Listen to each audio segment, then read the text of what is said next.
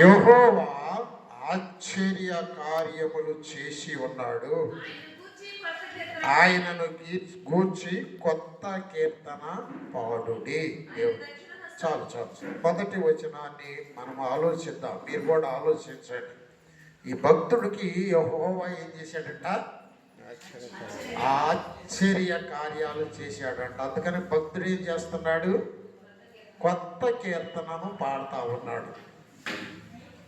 మనము పాడే పాటలన్నీ కూడాను దేవుడు చేసిన ఆశ్చర్య కార్యాలు గుర్తించిన వారు పాడిన పాటలే కదా. నీవు చేసిన ఉపకారములకు వేలాది నదులంత విస్తారమైన తైలం నీకు ఇస్తే తీరిద్దాయా అని పాడతాడు. అంటే ఆయన గ్రహించాడు. నేను ఒక ప్రశ్న మిమ్మల్ని, ఈ పునరుద్ధాన దినము కరెంట్ లేదు, బయటికి వినపడలేదు, అయినా పర్వాలేదు, మీకు ఆలోచించటానికి నేను ఒక ప్రశ్న చింతలపూడి కుమార్ చెప్పుద్ది. అమ్మ, దేవుడు నీకేం ఆశ్చర్యకార్యం చేశాడు? చింతలపూడి కుమార్ ఉందా ఇక్కడ? చేయొద్దమ్మా. చింతలపూడి కుమార్, దేవుడు నీకేం ఆశ్చర్యకార్యం చేశాడు చెప్పు.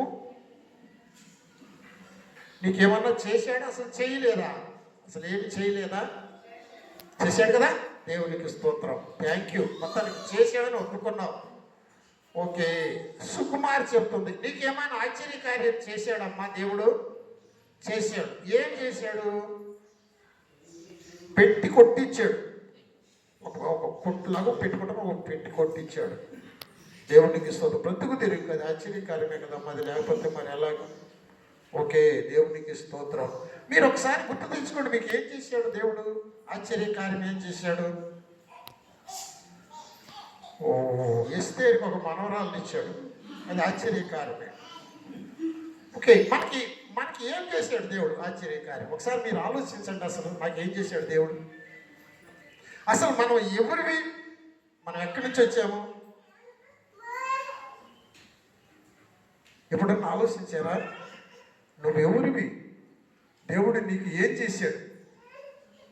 ఓకే, నా ధ్యానాన్ని మీ ముందు పెడతాను. పరిశుద్ధాత్మ నాకు ఇచ్చినటువంటి ధ్యానాన్ని. అసలు నువ్వు ఎవరివి? ఓకే, ఆదికాండము 1వ అధ్యాయం 7వ వచనం ఒకసారి చదవమ్మా. దేవుడు ఆ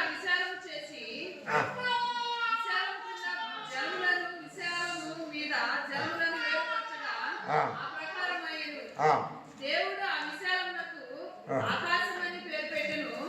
అస్తమయమును ఉదయమును కలుగగా రెండవ దినమాయెను. మొదటి అధ్యాయమేనా? మొదటి అధ్యాయం కాదు, 2వ అధ్యాయం 7వ వచనం చదువు. దేవుడైన యెహోవా నేల మట్టితో నరుని నిర్మించి వాని నాసికారంధ్రములలో జీవవాయువును వదగా నరుడు జీవాత్మ అయ్యను. మనం ఎవరిని చెప్పండి? మట్టి, నేల మట్టిని తీసుకున్నాడు. మనం పైకి అగపడేటువంటి శరీరము మట్టి. ఈ మట్టిలో ఆయన జీవాత్మ ఉంచాడు. ఇంతవరకు గుర్తు పెట్టుకోండి. మట్టిని ఏం చేశాడు? ఆయన మనిషిగా చేశాడు కదా. ఒక పాట ఉంది కదా, మీరు పాడుతూ ఉంటారు. రాలిపోదువో నీవు, కూలిపోదువో, తెలియదురా నీకు ఏ గడియో. పాడండి. రాలిపోదువో నీవు,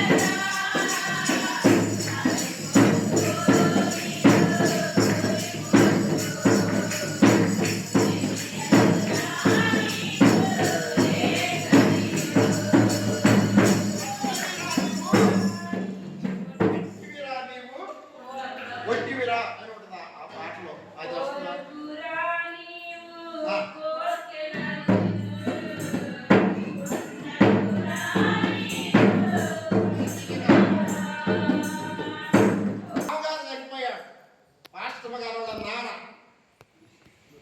మత్తగారు కప్పు చేసింది, అయ్యా బాలస్వామి ప్రార్థన పెట్టాలి 3వ రోజు అని.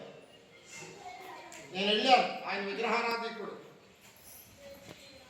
ఇదే పాట పాడుతా ఉన్నాను, రాలిపోదువో నీవు కూలిపోదువో తెలియదురా నీకు ఏ గడియో. మా మావాత్మ వచ్చేసి మా మందల్లో జరపడింది, రవణాలో వాళ్ళ చెల్లెల్లో జరపడింది. ఇక ఆమె అరవటం మొదలు పెడుతుంది, అయ్యో బాబు ఆయన అడుగుతూ ఉందండి. 3వ రోజు పూర్ణం ఆయన మేము ప్రార్థన చేస్తున్నామని ఆయన కత్తి తీసుకొని వచ్చాడు, త్రిశూలం తీసుకొని మిమ్మల్ని చంపేస్తాను ఇద్దరిని ఆమె. సరే ఎందుకు చెప్తున్నారంటండి, మనం మట్టి అంతే, ఎప్పుడైనా మట్టి అయిపోవాల్సిందే. మట్టికి శరీరాన్ని ఇచ్చి ఆత్మనిచ్చి మనిషిని చేశాడు. ఇది చేశాడు ముందు, దీన్ని అర్థం చేసుకోండి. హల్లెలూయా చెప్పండి. నేను మట్టినై ఉండగా, మట్టిలో మట్టినై ఉండగా, ఆ మట్టిలో నుంచి కొంత తీసి ఆయన నాకేం చేశాడు, మనిషిగా చేసి నాకు జీవితాన్ని ఇచ్చాడు. అందుకు నేను కొత్త పాట పాడాలి.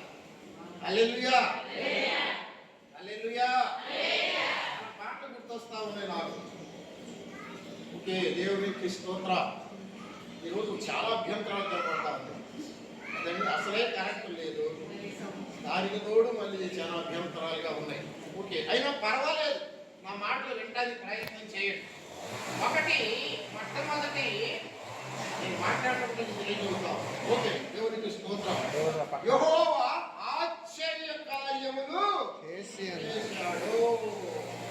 ఇది ఈ మాట ఏమి చేశాడు అనేది గుర్తొస్తే నీకు నువ్వు ఆయన బిడ్డగా అవడానికి ప్రయత్నిస్తావు. మొట్టమొదటిగా నేను మట్టిగా ఉండగా మనిషిని చేశాను.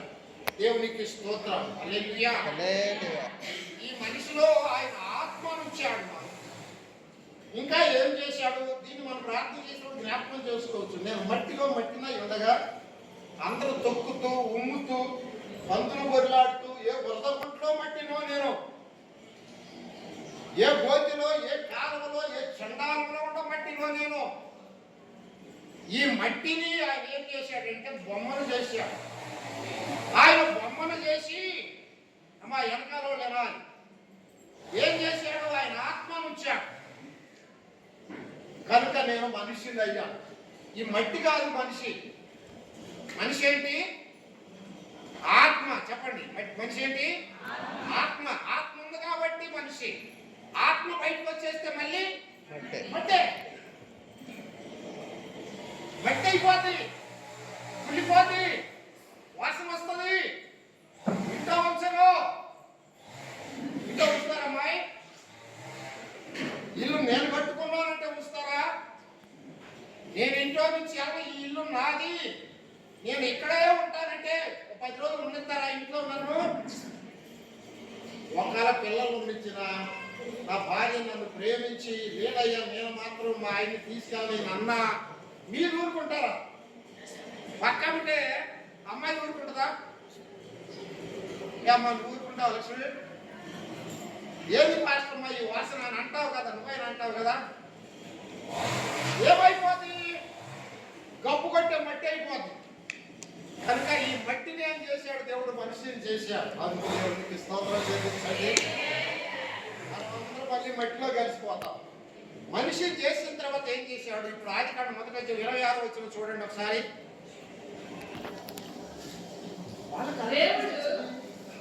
దేవుడు మన స్వరూపమందు మన పోలిక చొప్పునే, దేవుడు మన స్వరూపమందు మన పోలిక చొప్పున నరులను చేద్దాము. వారు సముద్రపు చేపలను, ఆకాశ పక్షులను, పశువులను, సమస్త భూమిని. 26 వచ్చిన కాదు, 26 అవుతుంది. మన స్వరూపమందు మన పోలిక చొప్పున చాలు, అంతవరకు చాలు. హల్లెలూయా. బుద్ధి వినపడుతుందా? ఎట్లా ఏమనుకున్నాడు దేవుడు మట్టిని తీసుకొని? నా స్వరూపమందు నా పోలిక చొప్పున ఈ మట్టిని చేద్దాం అనుకున్నాడంట. ఈ మట్టికి ఎవరి స్వరూపం ఇచ్చాడు ఆయన? ఆయన స్వరూపం ఇచ్చాడు. ఈ మట్టికి ఎవరు రూపం ఇచ్చాడు ఆయన? ఆయన రూపం ఇచ్చాడు. ఆయన దీవించి చదువు 28వ వచనం చదువు. దేవుడు వారిని ఆశీర్వదించాడంట. ఎట్లనగా ఫలించండి, అభివృద్ధి చెందండి, విస్తరించండి, ఆ భూమిని నిండించి లోపరుచుకోండి. అబ్బా హల్లెలూయా. అక్కడ 2 మాటలు ఉంటాయి, లోపరుచుకోండి, ఏలండి. దేవుడు ఎన్ని మేలు చేశాడు ఒకసారి ఆలోచించుకుంటే నేను ఎవరన్నా నాకు అర్థమవుతుంది. ఈ పాపులాట ఉండదు, ఈ గోళ్ళు ఉండవు, ఈ తన్నులాటలు ఉండవు, ఈ ద్వేషాలు, అసూయలు, కక్షలు ఏముండవు. నేను మట్టిని మళ్ళీ మట్టిపోతాను. కాకపోతే ఆయన ఆత్మ నుంచాడు కాబట్టి నేను మాట్లాడుతున్నాను. ఆయన ఆత్మ ఆయన తీసుకున్నప్పుడు మళ్ళా మట్టిలో కలిసిపోవాల్సిందే. మట్టిలో కలిసిపోయేవాడిని నేను. కనుక మట్టిలో కలిసిపోక ముందు నాకు ఆత్మనిచ్చి, నాకు జీవితాన్నిచ్చి, నాకు రక్షణనిచ్చి, నాకు ఒక సేవకునిచ్చి, వాక్యం ఇచ్చి, మహిమనిచ్చి, మరలా ఆ ఆత్మకు మరొక మహిమ శరీరాన్నిచ్చి ఆ దేవుడు నన్ను అక్కడ చేర్చుకుంటాడు. కనుక ఆ దేవుణ్ణి నేను గుర్తెరగాలి. ఇది చెయ్యాలంటే మనిషి. ఇది ఎవరైతే గ్రహిస్తారో వాడు కొత్త పాట పాడతాడు. పాత పాటలు కూడా పాడుతూ ఉంటే వాళ్ళకి కొత్త పాటల్లోని అర్థాలు గుర్తొస్తూ ఉంటాయి. విలువైనది నీ కృపా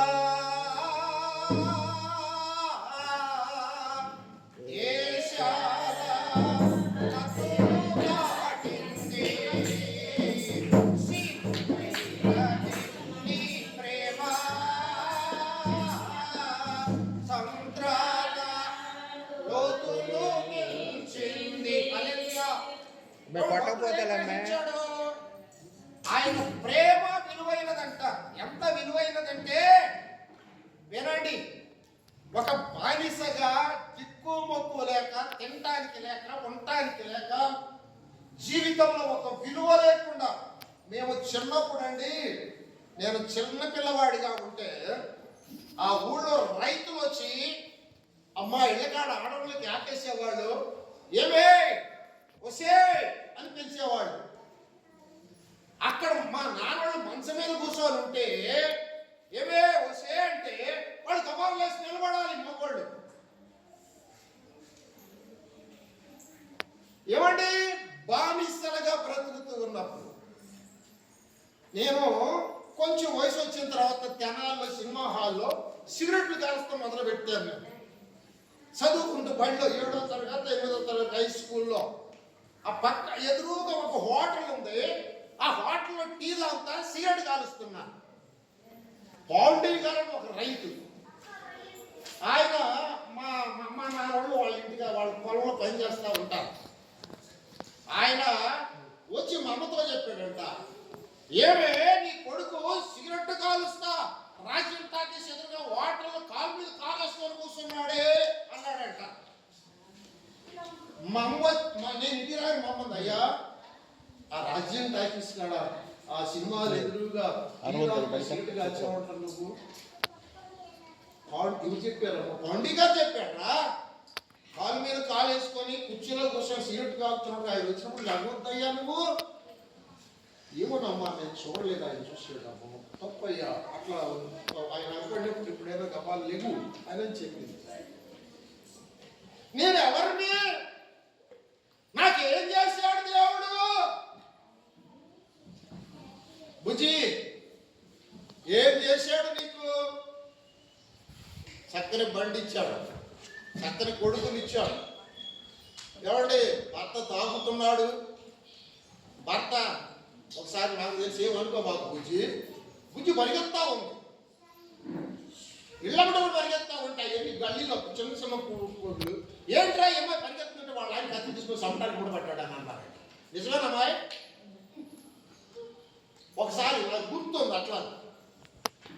ఎవరిని నేను, ఏం చేసాడు దేవుడు?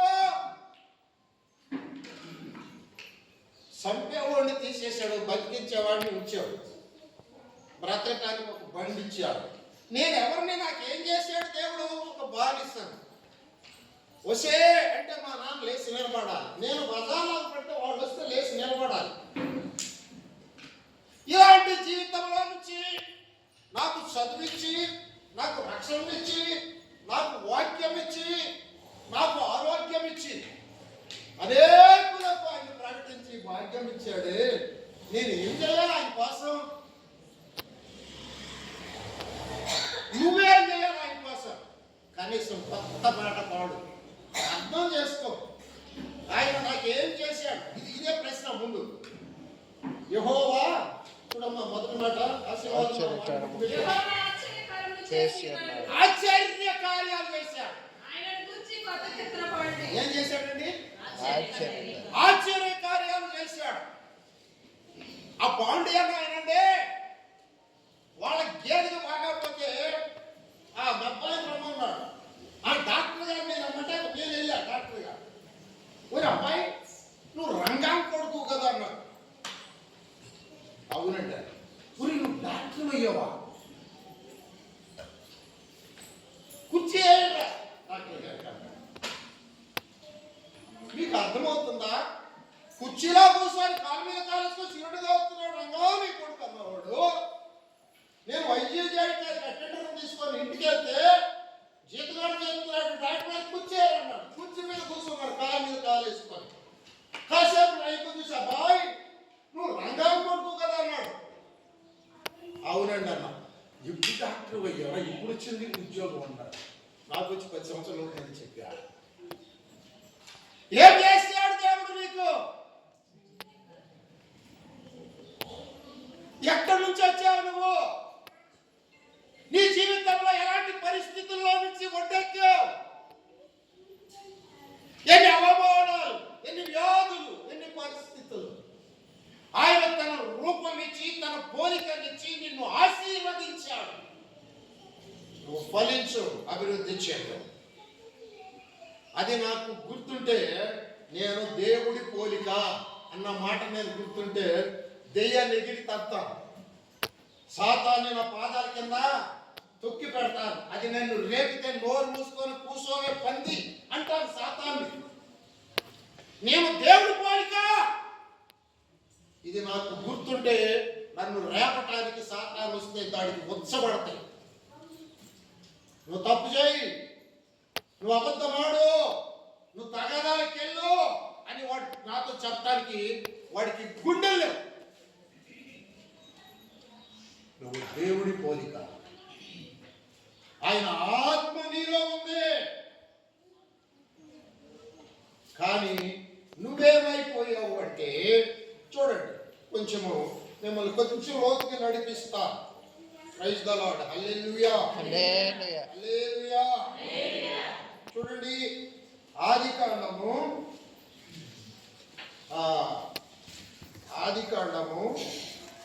1వ అధ్యాయం 18వ వచనం కూడా చదవండి. ఇంకేం చేశాడు దేవుడు? భూమి మీద వెలిగించుటకును పగటిని 2వ అధ్యాయం అనుకుంటారు. 2:18 ఒకటే రాస్తున్నాను. మరియు దేవుడైన యెహోవా నరుడు ఒంటరిగా ఉండుట మంచిది కాదు. వానికి సాటి అయిన సహాయమును వాని కొరకు చేయుదుననుకొని. చాలమ్మా, అక్కడ ఆగండి. నిజంగా అడుగుతున్నాను మిమ్మల్ని, ఒంటరిగా ఉండటం మంచిది కాదు. చేయని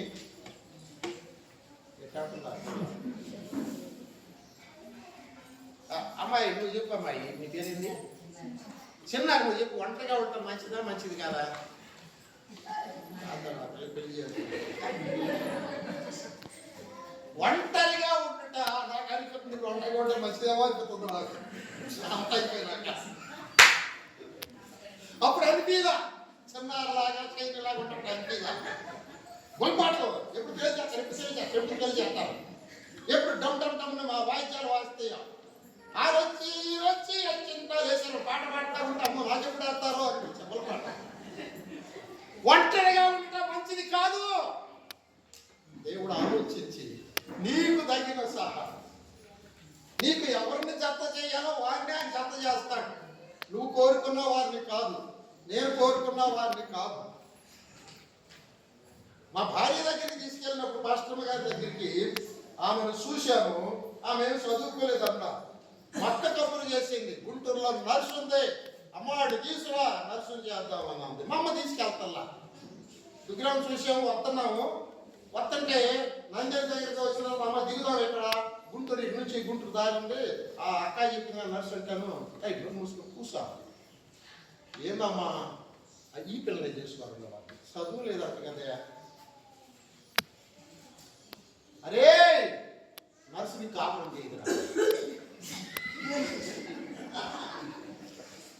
నిజంగా చెప్తున్నా చేసేది కాదేమో, దేవుడు చేస్తాను కదా. ఈ పిల్ల అయితే నీకు కాపురం చేస్తుంది, నర్సు అయితే నీకు కాపురం చేయగలదు. ఈ పిల్ల కూడా అంతే. ఎన్నోసార్లు వెళ్ళాలనుకున్నాను కానీ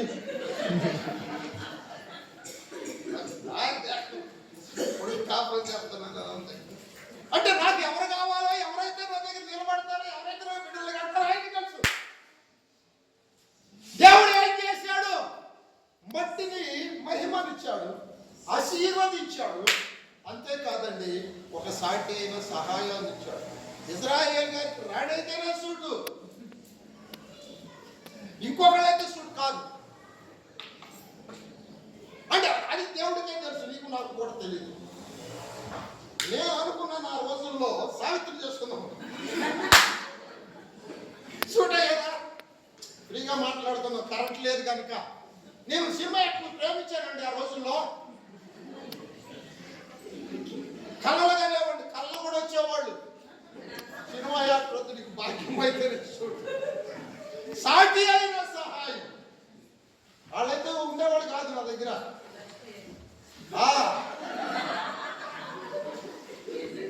ఖచ్చితంగా దేవుడికి స్తోత్రం. ఎందుకు మీతో నేను ఏం చెప్తున్నానంటే, దేవుడు ఏం చేశాడు నీకు, అది నీకు గుర్తు రావాలండి. దేవుడు ఏం చేశాడు? 5 సంవత్సరాలు పిల్లలు లేదు. మాట్లాడుకున్నాం ఫ్రీగా. ఇంకొకళ్ళు అయితే వదిలిపెట్టి వెళ్ళిపోయాడు. నా భార్య కాబట్టి ఎప్పుడు కోపం రాదు. బట్టలు తుక్కొచ్చి కాలకాడ నుంచి వచ్చేసేసి అది పేషను ఎత్తి పడాల్సింది. డామ్ కళ్ళు దాగి పడుకొని ఉంటాను నేను. ఉండి దడామని లేచి కూర్చున్నాను. డామని ఎత్తేసి అరుగు కూర్చొని ఆడటం మొదలుపెట్టింది. ఏంటంటే 5 సంవత్సరాలు అది పెళ్ళి. 5 సంవత్సరాలు అయిందండి. ఏడుస్తుంది, ఎందుకు ఆడుతున్నావు అన్న.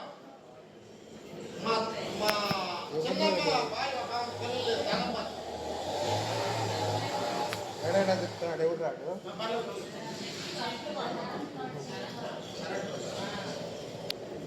ఎడుతావు. నేనేం చేసేది?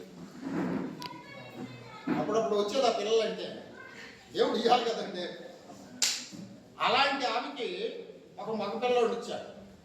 మళ్ళీ అడిగా, దేవుడు నమ్ముకున్నాను. అప్పటికేక మగపిల్లడు పుట్టినాకే నమ్ముకున్నాను నేను. ఇంకొక మగపిల్లడు కావాలి. ఆ రోజుల్లోనండి బలం, జనం ఉంటే, బలంగా ఉంటేనే బతికేది. ఒకరినైతే కొట్టేవాళ్ళు పార్టీలు ఆ రోజుల్లో ఆ ఊర్లో. ఇంకొకరిని అయ్యా ఒకడైతే తన్నులు తింటాడా, వాడికి తోడుగా ఇంకొకరిని అంటే మళ్ళీ కొడుకునిచ్చాడు. నాకు ఆడపిల్లలు అంటే ఇష్టం. అయ్యా ఒక ఆడపిల్లని అయ్యా ఆడపిల్లని కూడా ఇచ్చాడు. హల్లెలూయా. నేనేం చెప్తున్నాను, ఏం చేశాడు దేవుడు నీకు? నా జీవితం తవ్వుకుంటే నా జీవితంలో ఇవన్నీ నాకు కనపడతా ఉన్నాయి.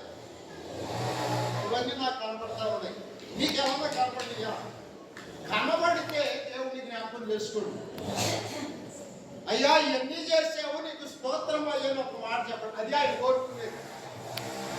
కానీ మనం ఏం చేస్తున్నామంటే చూడండి, ఒక మాట చూడండి.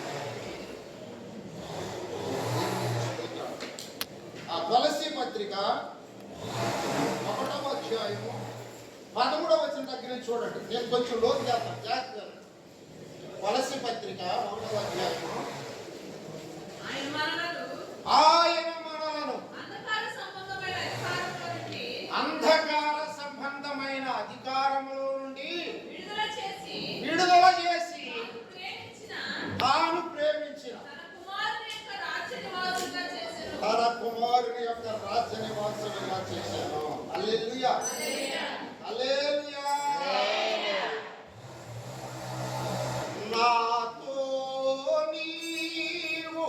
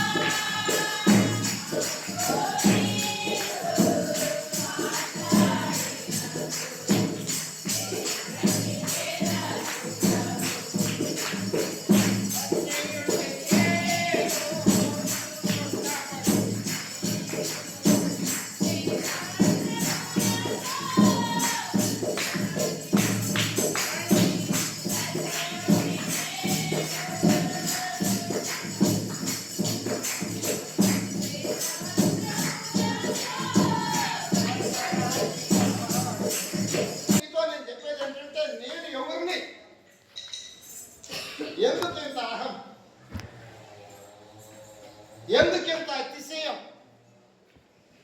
ఎందరో మహానుభావులు, మేధావులు, అందగాళ్ళు మట్టి అయిపోయారు. నువ్వు నేను కూడా మట్టి అయిపోతా. నువ్వు నేను కూడా మట్టి అయిపోతా. ఆయన ఆత్మ ఉన్నంత వరకే మనం. అయితే ఈ అంధకార సంబంధమైన అధికారం కలిగిన యుగ సంబంధమైన దేవత ఏంటంటే ఆయన ఆత్మను చంపాలని ప్రయత్నిస్తూ ఉంటుందిరా. ఇది గుర్తుపెట్టుకోండి. ఎట్లా చంపింది ఆత్మను? రాత్రి మాట్లాడుకున్నాం. దురాశను అనుసరించటం వలన లోకమందున్న భ్రష్టత్వంలోనికి మనల్ని నింపి భ్రష్టులు చేస్తుంది ఆత్మ.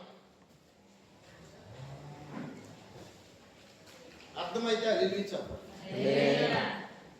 నేను భ్రష్టుడిని అయిపోయాను. భార్య ఉంది, పట్టించుకునేవాడే కాదు. తెల్లవారు పేకాట ఆడేవాడు, సినిమాలకి వెళ్ళేవాడు, నా ఇష్టం వచ్చినట్టు చేసేవాడు, మాట్లాడితే తన్నేవాడు. ఆమెను తన్నేవాడిని, పిల్లలు తన్నేవాడు. ఆమె సపోర్ట్ వచ్చిన వాళ్ళ అమ్మ నాన్న వాళ్ళ అమ్మని కూడా తన్నేవాడు. ఎవరు మాట్లాడటానికి వెళ్ళలేదు.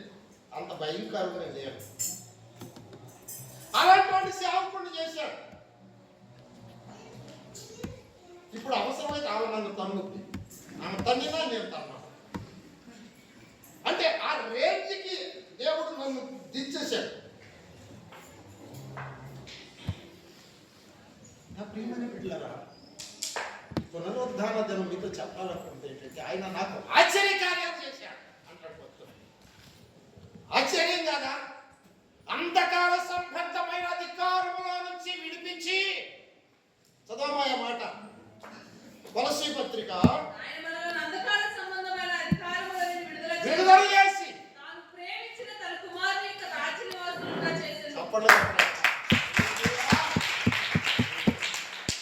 ఎక్కడ సాతాను రాజ్యంలో లోకంలో త్రాగిపోతుగా, తిరిగిపోతుగా, రగడిగా, కుక్కలాగా, పందిలాగా బ్రతికేటువంటి ఒక వ్యక్తి దేవుని రాజ్యంలో దేవుని కుమారుని యొక్క బిడ్డగా చేశాడు దేవుడు. అందుకు దేవునికి స్తోత్రం.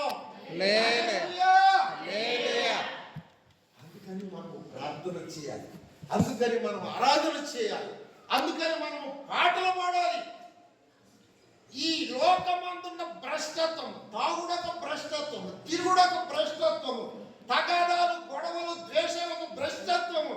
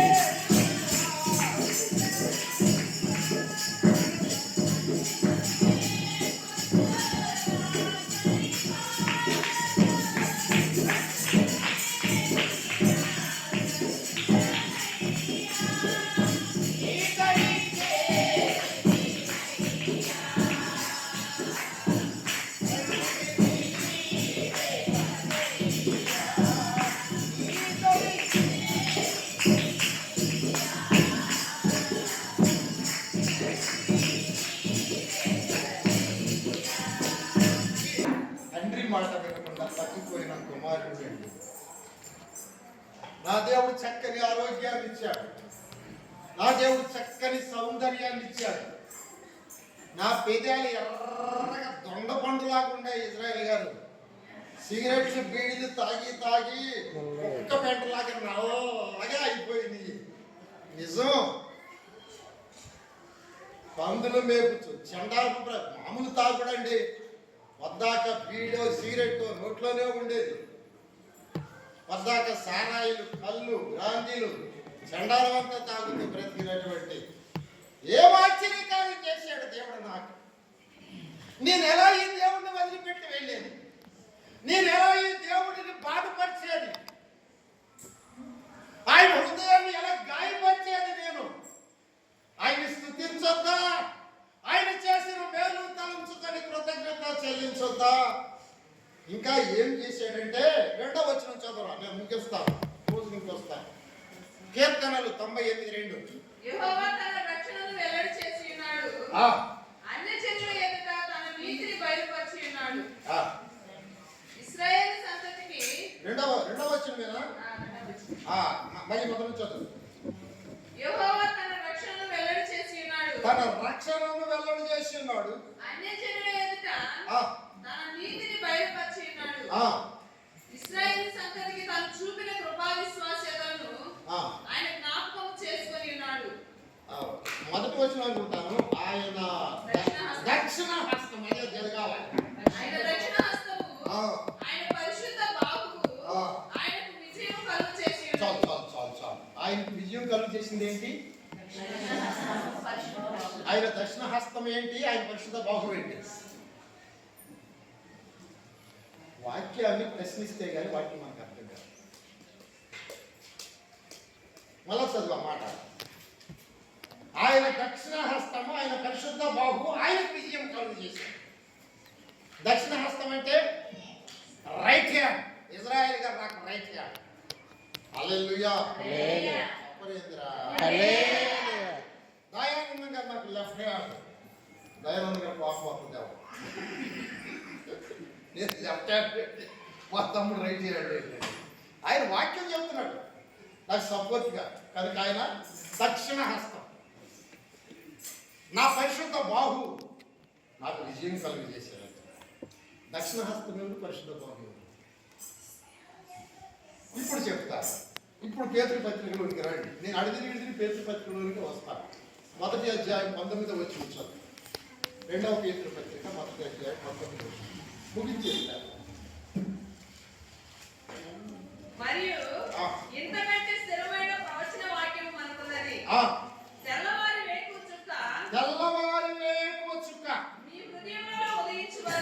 మీ హృదయములలో ఉదయించు వరకు ఆ వాక్యము చీకటి గల చోటున వెలిగించు దీపమైనట్టున్నది. మీరు దాని యందు మీరు లక్ష్యం ఇప్పుడు ఒకటి ఆయన ఏం చేశాడు అన్నది చెప్పారు, మీకు అర్థమై ఉంటుంది. హల్లెలూయా. మట్టికి మహిమనిచ్చాడు, ఆయన రూపం ఇచ్చాడు. అంధకార సంబంధం అధికారంలోకి వెళ్తే విమోచించి ఆయన రాజ్యవారసులుగా చేశాడు. రెండవది ఏంటంటే అలా చేయటానికి ఎవరిని వాడాడు? ఆయన దక్షిణ హస్తాన్ని, ఆయన పరిశుద్ధ బాహువుని వాడాడు.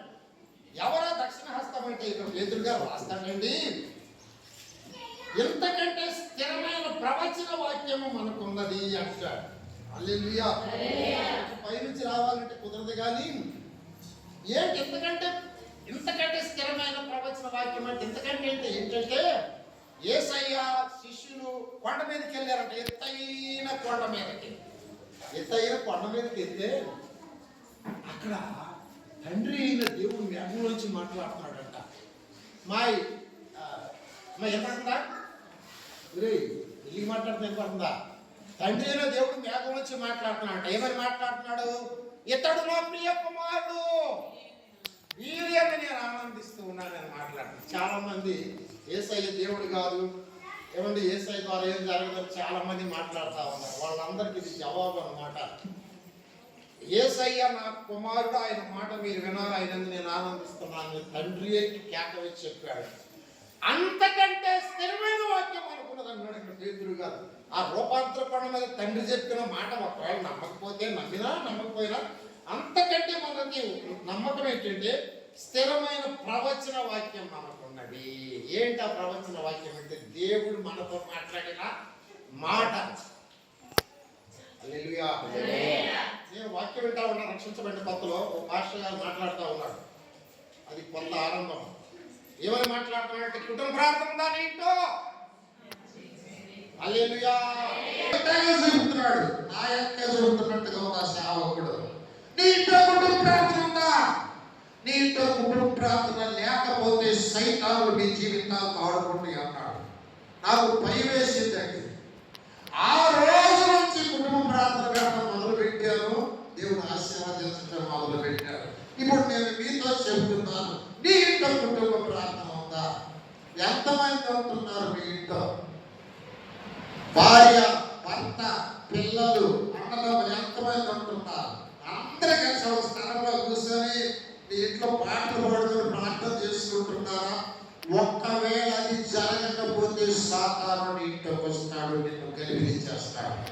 ఈ ఒక్క మాట ప్రవచన వాక్యం, దేవుని దాసుడు పలికేటువంటి మాట ఒక ప్రవచనం. నీ జీవితంలో నీ బ్రతుకును మార్చేది, నీ సమస్యలు తీర్చేది, నిన్ను రూపాంతరపరిచేది.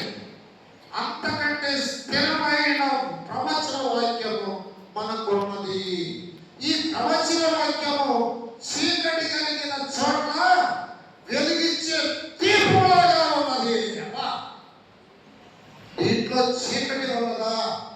ఎన్నో దెయ్యాలు ఉన్నాయి మన ఇళ్లలో. ఆ దెయ్యాలలో పడితే మనం దెయ్యాలాగా బ్రతుకుతున్నాం. మీరు తగాలాడినప్పుడు పక్క నుండి జాగ్రత్తగా ముఖాలు గమనించండి. దేవుని ఆత్మ మీ ముఖాల్లో ఉండదు. దెయ్యాలు తాండవిస్తా ఉంటాయి మీ ముఖంలో. ఇప్పుడంతా చూసారా? మొక్కళ్ళనేమో కానీ ఆడవాళ్ళు తగాదాడుతూ ఉంటే వాళ్ళ మొక్కలు దేవుని ఆత్మ నాకు కనపడదండి. విశ్వాసులైనా సరే ఎంత భయంకరంగా ఉంటారంటే వాళ్ళు ఆ కళ్ళు, ఆ నోరు అసహ్యంగా చూస్తుంటే ఆడవాళ్ళు రోతగా ఉంటారు. బాగోయి కనిపిస్తారు. తగాదాడి ముఖాలు చూస్తూ ఉంటే నీవు ప్రార్థనలో ఎదిగితే తగాదాడవు. దేవుని యొక్క రూపంలోకి మాట్లాడు. హల్లెలూయా. ఎన్ని కష్టాలైనా, ఎన్ని శ్రమలైనా, ఎన్ని నిందలైనా, ఎన్ని అవమానాలైనా చిన్నది మొన్న ఏదో అన్నారంట కదా, నన్ను మన దేశమమ్మ గారు వద్దండి అన్నారు. కాదు, తెలుసుకోవాల్సిందే. అది అసలు ఎందుకు అన్నాను నేను దాన్ని తెలుసుకోవాలి. ఇలా ఇవి ఉండవు. తెలుసుకోవడాలు, గీల్చుకోవడాలు, రూపించడాలు ఇవన్నీ ఏమంటావండి? క్షమిస్తా దేవాళ్ళు క్షమించయ్యా, తెలియక ప్రభువులా ఇలా నష్టపరిచారు. చాలా మంది నష్టపరుస్తూ ఉంటారు. తెలియదు ప్రభు, క్షమించయ్యా. ఎందుకంటే ఇది దేవుని గుణం, దేవుని రూపం. హల్లెలూయా. కనుక తర్వాత కూడా చదవమ్మా. తర్వాత కూడా మొదటి పేతురు పత్రిక 2వ పేతురు పత్రిక 1వ అధ్యాయము తర్వాత కూడా 19 దగ్గర నుంచి చదువు. ఇంతకంటే స్థిరమైన ప్రవచన వాక్యం మనకు ఉన్నది. అక్కడ ఆగరా?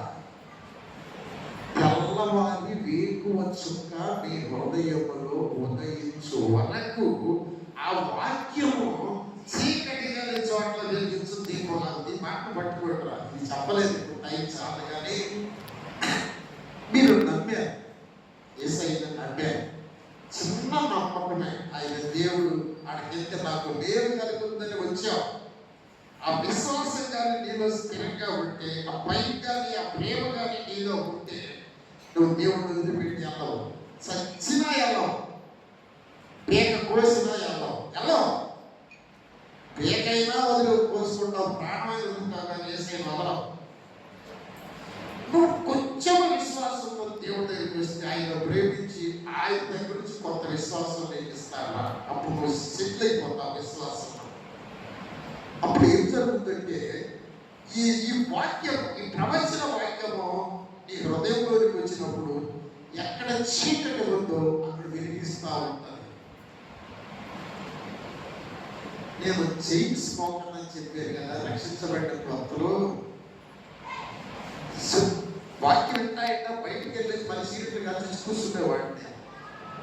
మా ఆత్మీయ తండ్రి నాకు ఎదురుగా వస్తే సైకిల్ మీద కాలు పెట్టి పెడల మీద సీటు కలుస్తా మాట్లాడేటువంటి వాడు. ఆ వాక్యం వింటూ ఉండగా ఎటుపోయిందో అది. ఆ కాల్చాలనేటువంటి ఆశ, తాకాలనేటువంటి ఆశ, భయంకరంగా పాపం చేయలేటువంటి ఆశ ఎట్టిపోయేది. చీకటి కలిగిన చోట్లలో వెలిగించేసింది నీ వాక్యం. హల్లెలూయా.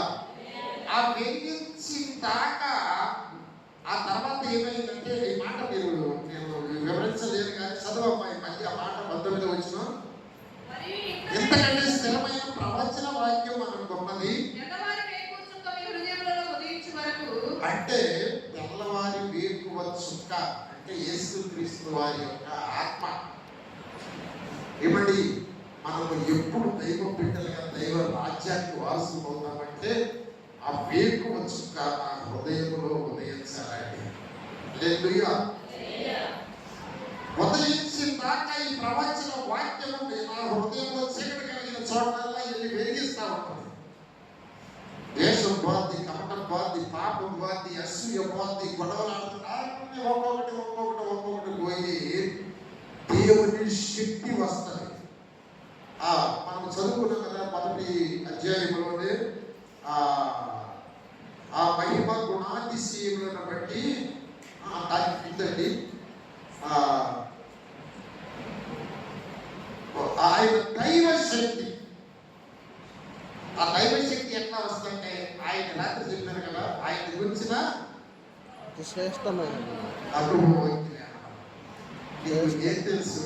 ఇది అనుభవం. ఇప్పుడు చెప్పింది మట్టిది, మురుగు కొట్లో తాగింది, మట్టి లాంటి బ్రతుకు అందరు సేవరించుకునేవాళ్ళు, అసహించుకునేవాళ్ళు. కుక్కల ఏంటి నాకు బ్రతుకండి, అంత చండాలమైన బ్రతుకు. భార్య తిట్టి, బిడ్డలు తిట్టి, తల్లిదండ్రులు తిట్టుకొని, ఆ ఊరోళ్ళు తిట్టుకొని చండాలు కూడా వస్తున్నాడు అనుకునే బ్రతుకండి. ఆయన దైవ శక్తి నా భక్తికి, నా జీవానికి కావాల్సింది దయచేసి నంబర్ 1. హల్లెలూయా. విన్నారా? ఒకటి, ఆయన దైవ శక్తి నీ భక్తికి, నీ జీవానికి సాలినంత దైవ శక్తిని నీకు ఇవ్వాలి. రెండవది, ఆయన యొక్క నేచర్, ఆయన గుణగణాలు తర్వాత ఉంటుంది అక్కడ. ఆ యేసుని గురించిన అనుభవ జ్ఞానం మూలముగా ఆయన దైవ శక్తి జీవమునకును భక్తి కావలసిన వాటి మనం దయచేసినందున